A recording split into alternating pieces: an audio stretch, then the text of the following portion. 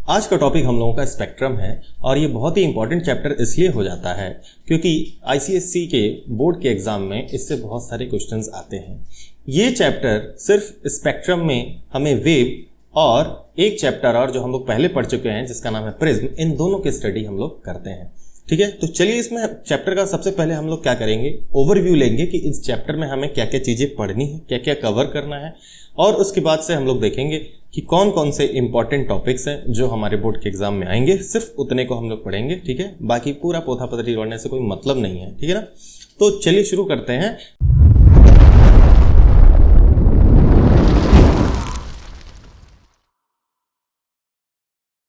और अब हम लोग समझेंगे कि स्पेक्ट्रम होता क्या है और इसमें क्या क्या चैप्टर्स को या फिर क्या क्या टॉपिक्स को हमें कंप्लीट करना है।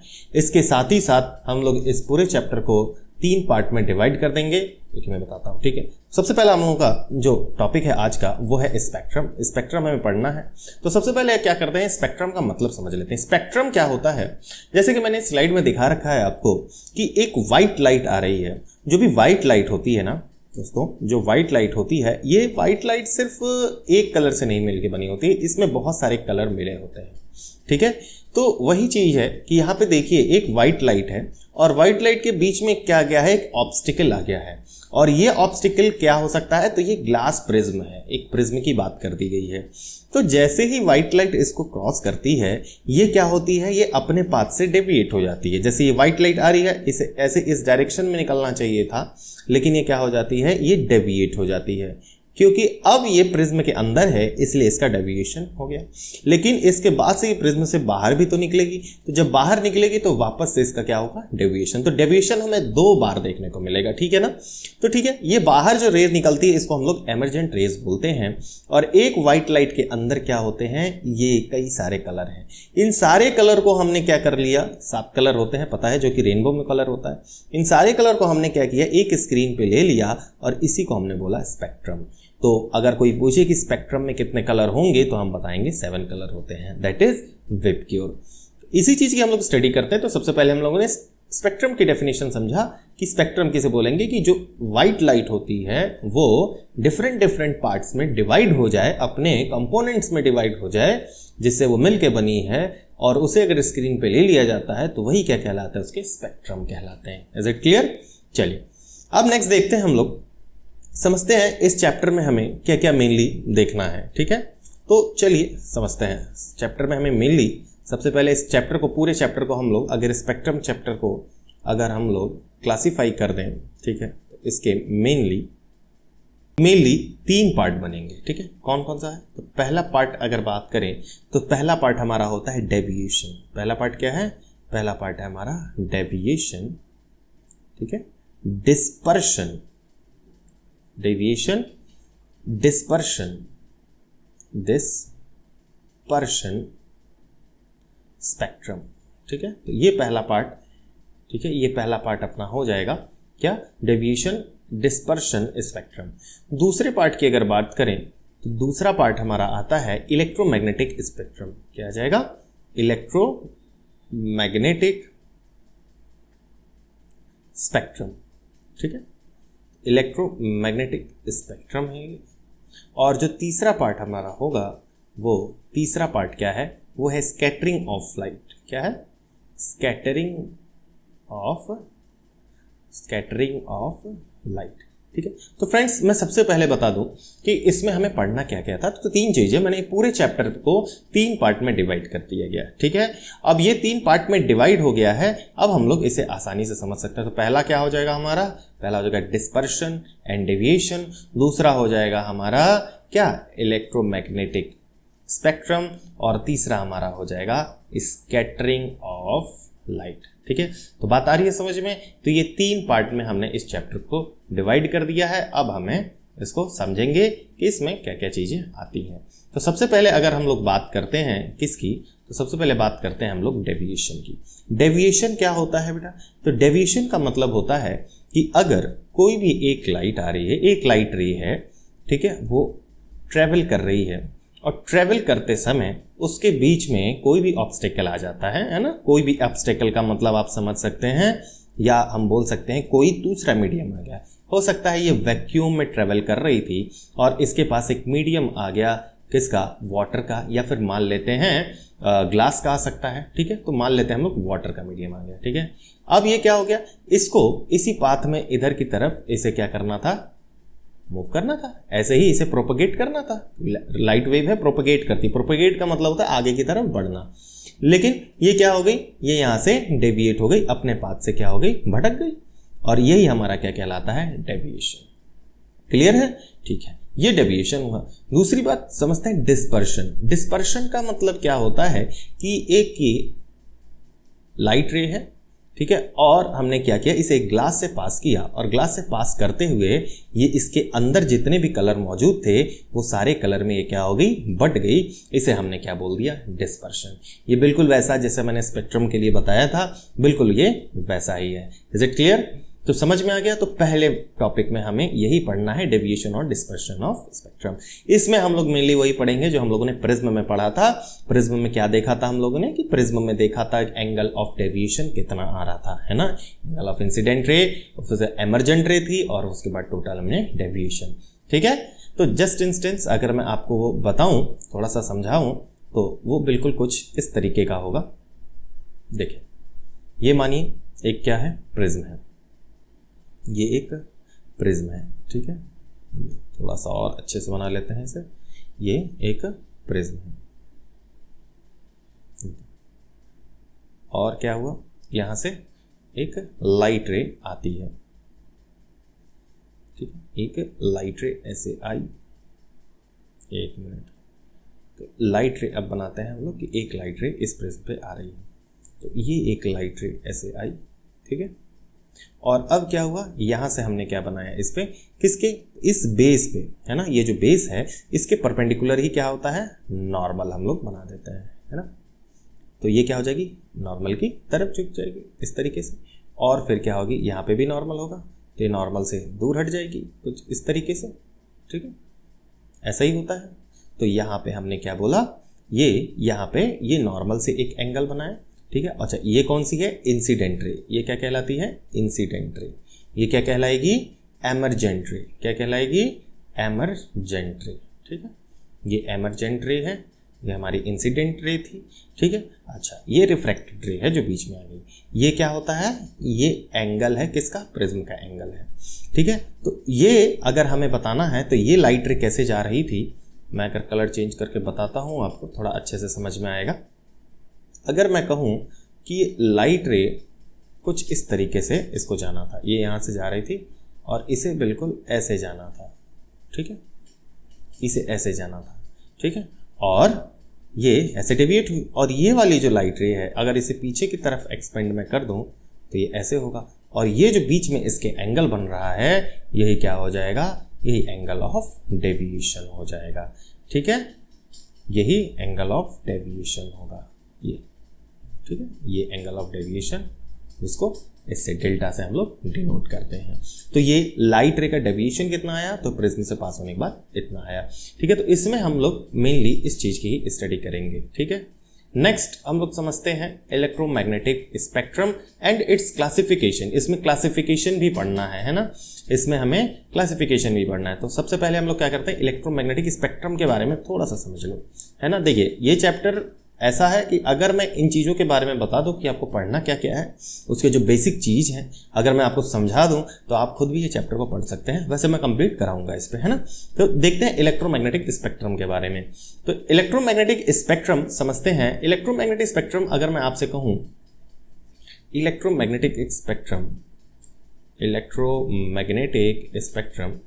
अगर मैं आपसे कहूँ कि जितनी भी वेव्स आज तक हम लोगों ने सुनी है वो सारी क्या है, वो इलेक्ट्रोमैग्नेटिक वेव्स हैं। क्या बात क्लियर हो रही है? मैंने कहा कि जितनी भी वेव्स के बारे में आज तक आप लोगों ने लगभग सुना है वो सारी क्या है, इलेक्ट्रोमैग्नेटिक वेव है। ओके, जैसे आपने सुना होगा कॉस्मिक वेव के बारे में। किसके बारे में? कॉस्मिक वेव्स के बारे में आपने सुना होगा। तो अगर मैं बात करूं कॉस्मस, ठीक है, तो कॉस्मिक वेव्स, ठीक है। फिर इसके बाद क्या आती है, गामा वेव्स। क्या आती हैं? गामा वेव्स, है ना, गामा वेव्स। फिर क्या आती हैं? फिर आती हैं एक्स वेव्स, है ना, या एक्स रेज भी बोलते हैं इसे, है ना, एक्स रेज आती हैं। फिर क्या आ जाएगा, फिर हमारा आ जाएगा यूवी रेज। क्या आएगा, यूवी रेज। फिर क्या आएगा, फिर बात करते हैं, हमारा आ जाता है विजिबल लाइट, ठीक है, विजिबल रेंज। क्या आ जाएगा, विजिबल रेंज, है ना। और फिर क्या आएगा, फिर आ जाएगा हमारा इंफ्रारेड। इंफ्रारेड रीजन बोलेंगे या फिर रेंज बोलेंगे, वेव्स बोल सकते हो, ठीक है, इंफ्रारेड। फिर इसके बाद क्या आ जाएगा, इंफ्रारेड के बाद इसके बाद से आ जाएगा हमारा कौन सी वेव्स आती हैं, इसके बाद से रेडियो वेव्स आ जाएंगी, या फिर अगर हम बात करें माइक्रोवेव्स की, है ना, तो माइक्रोवेव्स भी इसके अंदर आ जाती हैं, या फिर इसके बाद हम कहें रेडियो वेव्स आ जाती हैं, ठीक है। तो अगर मैंने बात आपसे कही इलेक्ट्रोमैग्नेटिक वेव्स में कौन आती हैं, इलेक्ट्रोमैग्नेटिक स्पेक्ट्रम का क्या है, तो हम बताएंगे उसमें ये सारी चीज़ें आ जाएंगी, ठीक है ना। इलेक्ट्रोमैग्नेटिक स्पेक्ट्रम में ये सारी चीज़ें आ जाएंगी। इन्हीं के बारे में हम लोगों को स्टडी करना है। क्या क्या स्टडी करना है इसमें, तो इसमें हम लोग स्टडी करेंगे किसके बारे में, इसके में स्टडी करेंगे हम लोग वेवलेंथ के बारे में। किसके बारे में स्टडी करेंगे, इसमें हम लोग स्टडी करेंगे वेवलेंथ के बारे में। और किसके बारे में स्टडी करेंगे, और हम लोग बात करेंगे इसमें फ्रीक्वेंसी के बारे में, ठीक है। इसमें हम लोग बात करते हैं फ्रीक्वेंसी के बारे में, और किस चीज़ के बारे में बात करेंगे, ठीक है। और इसके बाद में हम लोग बताएंगे कि किस सीरीज़ के बेसिस पे, है ना, कि हमें दे दिया जाएगा कि कौन सा किसके बाद आता है, तो हमें सीरीज़ भी याद रखना बहुत ही ज़्यादा ज़रूरी हो जाता है। तो मैंने क्या बताया, वेवलेंथ के बारे में बताया और फ्रीक्वेंसी के बारे में, इनके बारे में आपको स्टडी करनी है। एक्चुअली जो मैंने सीरीज़ लगाई है अभी, ये क्या हो जाएगा, ये वेवलेंथ के बढ़ते हुए क्रम में सारी चीज़ें हैं। अब ये जो है, इसमें जो हमें ज़्यादा ध्यान देना है वो हमें ध्यान देना है इस पे, विजिबल रेंज पे, है ना। इस विजिबल रेंज पे हमें ज़्यादा ध्यान देना है।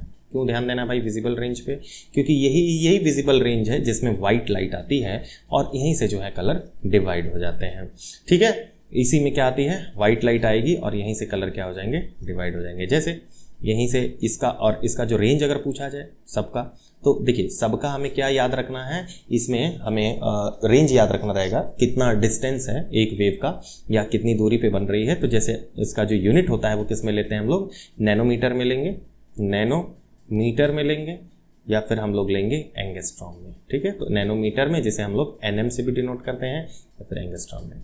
अब नैनोमीटर क्या है, एंगस्ट्रॉम क्या है, इसमें कंफ्यूज नहीं होना है कि 10 to the power of -9 metre is equal to क्या होता है, 1 नैनोमीटर।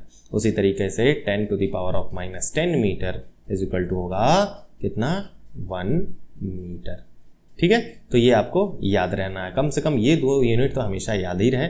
इसके पहले के वीडियो में मैंने बना रखा है उसमें यूनिट के बारे में, तो सारी इन्फॉर्मेशन मैंने यूनिट के बारे में दे रखी है कि क्या क्या चीज़ें आती हैं, क्लियर है। चलिए, तो विजिबल रेंज में इसकी रेंज कितनी होती है जो हमें दिखाई देती है। अच्छा, एक बात अगर मैं पूछूं आपसे कि कॉस्मिक वेव्स हमें क्या दिखाई देती हैं, तो हम बताएंगे नहीं दिखाई दी। गामा रेज दिखाई देती हैं, नहीं दिखाई दी। एक्सरे दिखाई देती हैं, नहीं दिखाते। अरे वही एक्सरे है जो हम लोग एक्सरे कराने जाते हैं। यूवी रेज दिखाई देती हैं क्या, नहीं दिखाती हैं, लेकिन हमें कौन सी रेज दिखाई देती हैं, तो विजिबल रेज दिखाई देती है। विजिबल रेंज में कौन है, तो विजिबल रेंज जो होता है इसका होता है 400 से लेके 800 nm, ठीक है, नैनोमीटर। तो 400 से लेके 800 नैनोमीटर की रेंज की वेव हमें दिखाई देगी, ठीक है, बता रही है समझ में। अच्छा, इसके पहले जो आती है वो कौन सी है, ये सारी हैं, और इसके बाद जो आती हैं वो ये सारी हैं। तो ना इसके पहले हमें दिखाई देगा कुछ और ना ही इसके बाद का हमें दिखाई देगा। अगर हम बात करें कि हमारे लिए ज़्यादा नुकसानदेह कौन सी हैं, तो इसके ऊपर वाली सारी वेव्स क्या है, हमारे लिए ज़्यादा हार्मफुल है। क्यों हार्मफुल है, क्यों हार्मफुल है, अगर कोई रीज़न पूछता है हार्मफुल क्यों है, तो हम बताएंगे कि इसकी जो फ्रिक्वेंसी होती है वो बहुत ही ज़्यादा होती है। तो हम बताएंगे इसकी जो फ्रिक्वेंसी है वो बहुत ही ज़्यादा होती है, इसलिए ये बहुत ज़्यादा हार्मफुल होती है ना, क्योंकि इसकी फ्रिक्वेंसी ज़्यादा है इसलिए बहुत ज़्यादा हार्मफुल। अच्छा, यहाँ इसकी फ्रिक्वेंसी क्या होती है, कम होती है, ठीक है, इसलिए ये कम हार्मफुल होती हैं। अब फ्रिक्वेंसी और वेवलेंथ के बारे में आपको ज्ञान होना ज़्यादा ज़रूरी है, कुछ नहीं है। तो एक चीज़ बस याद रखेंगे छोटी सी, कि अगर मैं कहूँ कि वेवलेंथ, तो वेवलेंथ क्या होता है, वेवलेंथ की अगर बात करें तो ये इन्वर्सली प्रोपोर्शनल होता है किसके, फ्रीक्वेंसी के। तो कम से कम इतना रिलेशन तो आप लोग याद ही रखेंगे, है ना। कि वेवलेंथ अगर जब ज़्यादा होगा तो फ्रीक्वेंसी उसकी कम होगी, फ्रीक्वेंसी ज़्यादा होगी तो वेवलेंथ कम होगी। जैसे एक छोटा सा एग्जांपल अगर मैं आपको दे दूं कि यहाँ पे जैसे मैंने ये बनाया, ठीक है, और ये इस पे वेव ट्रैवल कर रही है ना। अब मैं पूछूं भाई इसमें वेवलेंथ कितना है, तो वेवलेंथ हम लोग कैसे डिफाइन करते हैं, तो वेवलेंथ हम कहते हैं कि यहाँ से और यहाँ तक एक वेव हो गया, फिर ये यहाँ से एक साइकिल कंप्लीट हुआ एक वेव हुआ, फिर यहाँ से एक साइकिल कंप्लीट हुआ एक वेव हुआ। तो इसको क्या कहते हैं, यहाँ से यहाँ तक की दूरी को हम लोग क्या बोलते हैं, एक वेवलेंथ। या फिर आप बोले ये ऊपर वाला जो टिप है इसको हम लोग क्या बोलते हैं, क्रेस्ट बोलते हैं, नीचे वाले को हम लोग ट्रफ बोलते हैं। तो बोल सकते हैं दो क्रेस्ट के बीच की दूरी भी क्या कहलाती है, वेवलेंथ कहलाती है, दो ट्रफ के बीच की दूरी भी क्या कहलाएगी, वेवलेंथ कहलाएगी। क्लियर है बात ये, ठीक है। उसी तरीके से अब मैंने अगर एक और बनाया, यहाँ पे ध्यान देंगे, मान लीजिए मैंने इसी तरीके से एक और वेव बना दी, ठीक है, ये रही एक वेव और मैंने बना दी, है ना। अब एक वेव और बनाया तो यहाँ पे इसका ये दिख रहा है हमें क्रेस्ट, है ना, और ये ट्रफ, तो कि दो क्रेस्ट है नहीं, तो मैंने क्या बताया, यहाँ पे इसके बीच की दूरी को भी हम लोग क्या बोलते हैं, एक वेवलेंथ। तो यहाँ देख रहे हैं ये एक वेवलेंथ हो रहा है ना, और यहाँ पे छोटा सा, तो यहाँ पे वेवलेंथ क्या हो गया, ज़्यादा हो गया, इस वजह से फ्रीक्वेंसी क्या हुई, कम हुई। यहाँ पे वेवलेंथ क्या था, कम था, इसलिए फ्रीक्वेंसी क्या हो गई, ज़्यादा हो गई है। होप कि आपको समझ में आ रहा होगा कि वेवलेंथ और फ्रीक्वेंसी में क्या रिलेशन है। क्लियर है, चलिए ठीक है। अब नेक्स्ट चीज़ हम लोग जो देखते हैं वो हमारा क्या है, वो है स्कैटरिंग, ठीक है। तो देखिए इसमें हमें नेक्स्ट क्या पढ़ना था, इसमें हमें नेक्स्ट पढ़ना है स्कैटरिंग ऑफ लाइट। अब स्कैटरिंग ऑफ लाइट का क्या फंडा है भाई, इस स्कैटरिंग ऑफ लाइट में क्या है, बस रीड करने वाली चीज़ है। आपको ये बस समझना है कि जो सन सेट होता है और जो सनशाइन होता है उस समय सन की ओर रेड दिखाई देता है, एटमॉस्फेयर की बहुत ज़्यादा ब्लू दिखाई देता है, बस उसी की स्टडी है ना। तो स्कैटरिंग ऑफ लाइट में हमें ज़्यादा कुछ नहीं समझना है, ज़्यादा नहीं ध्यान देना है, ठीक है। तो उसमें बस पढ़ लेंगे, आप रीड मार लेंगे तो हो जाएगा, ठीक है। आपको अगर ये चीज़ें समझ में अच्छे से आती हैं तो आप लोग कमेंट करेंगे, इस पर मैं अलग वीडियो और बनाऊंगा जिसमें आपको शॉर्ट नोट्स वगैरह मैं भी प्रोवाइड करूंगा।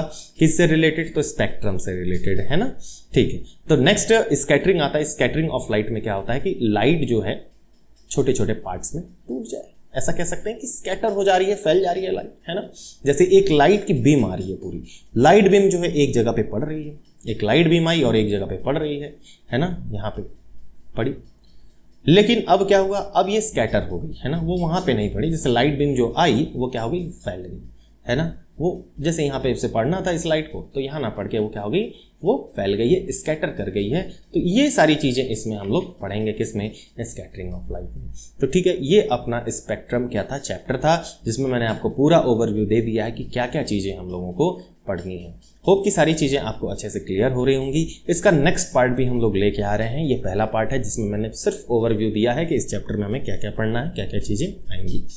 नेक्स्ट पार्ट में हम लोग क्या पढ़ेंगे, जितनी भी बुक में चीज़ें दी रखी हैं उसमें सिर्फ इंपॉर्टेंट टॉपिक्स हम लोग उठा के उसकी स्टडी करेंगे। अगर आप लोगों को स्पेक्ट्रम में जो मैंने बताया है कि वेव के बारे में, वेव लेंथ के बारे में, इन सारी चीज़ों के बारे में अगर नहीं समझ में आ रहा है तो मेरी पहले से एक वीडियो पड़ी हुई है, उसको जाके आप लोग देख सकते हैं। और कोई भी दिक्कत आती है तो आप लोग कमेंट सेक्शन में कमेंट करके भी मुझसे पूछ सकते हैं, ठीक है। होप कि आप लोगों को सारी चीज़ें अच्छे से समझ में आई होंगी, और अच्छा लगता है तो प्लीज़ इसको लाइक, शेयर और सब्सक्राइब ज़रूर करिए, ठीक है। इससे हम लोगों को थोड़ा सा कॉन्फिडेंस मिलता है कि जिससे हम लोग और वीडियो बना सकें। Thank you very much.